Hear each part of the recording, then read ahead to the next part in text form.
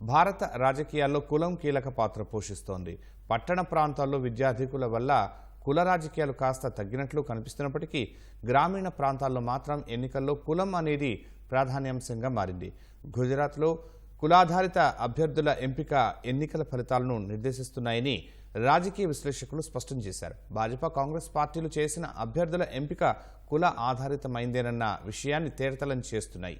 గుజరాత్లో ప్రధాన కులాలు ఏమిటి, ఎన్నికలపై వాటి ప్రభావం ఎంతన్న అంశాలను ఈ కథనంలో చూద్దాం.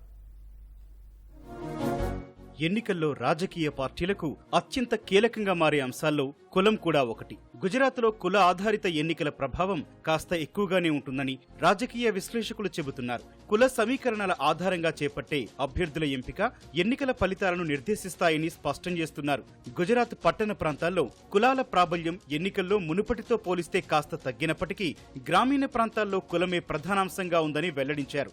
గుజరాత్లోని 6,50,00,000 జనాభాలో పటీదారులు 11 నుంచి 12% ఉన్నారు. అనేక ఉపవర్గాల్లో ఓబీసీలు 40% ఉన్నారు.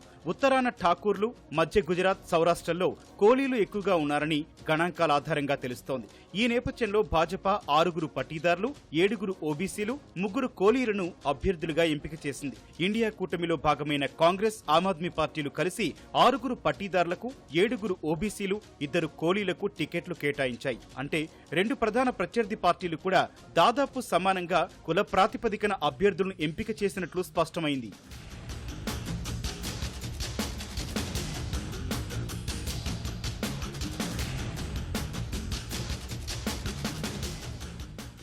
దేశానికి స్వాతంత్ర్యం వచ్చిన అనంతరం గుజరాత్కు ముఖ్యమంత్రులుగా బాధ్యతలు స్వీకరించిన తొలి 4 నేతలు బ్రాహ్మణ లేదా వాణిక్ సామాజిక వర్గాల వారేనని సామాజిక శాస్త్రవేత్త విద్యుత్ జోషి తెలిపారు. 1970ల తర్వాత గుజరాత్లో పటీదార్ల రాజకీయ ప్రాబల్యం పెరిగినట్లు వెల్లడించారు. చిమన్ భాయ్ పటేల్ 1973లో ముఖ్యమంత్రి అయిన తర్వాత ఈ పరిణామాలు చోటు చేసుకున్నట్లు చెప్పారు.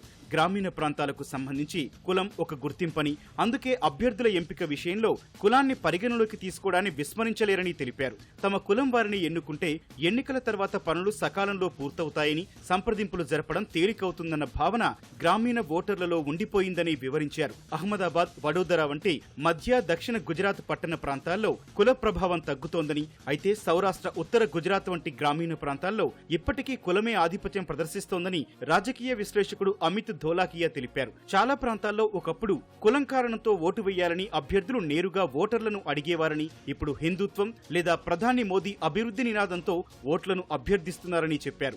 గుజరాత్ రాజకీయాలను చూసినట్లయితే కుల గుర్తింపును అసంపూర్ణం చేసి సంఘటిత హిందూ ఓటు బ్యాంకును కైవసం చేసుకోవాలని భాజపా భావిస్తోందని విశ్లేషకులు తెలిపారు. హిందుత్వం కారణంగా సౌరాష్ట్రలో క్షత్రియులు క్రమంగా ఆధిపత్యాన్ని కోల్పోతున్నారని ఉదహరించారు. అయితే కుల గుర్తింపును మళ్లీ బలోపేతం చేసి హిందుత్వ రాజకీయాలను ఎదుర్కోవాలని ఇండియా కూటమి ప్రణాళికలు చేస్తున్నట్లు వెల్లడించారు.